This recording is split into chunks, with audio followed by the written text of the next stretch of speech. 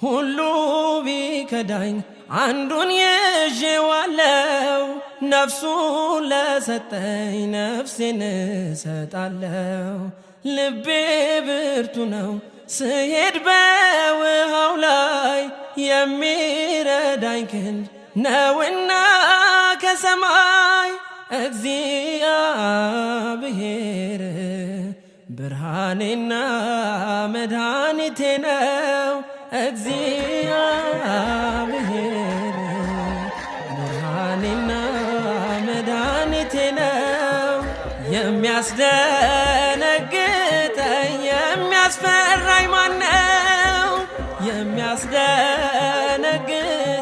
የሚያስፈራኝ ማነው አምላኬ መመኪያዬ ነው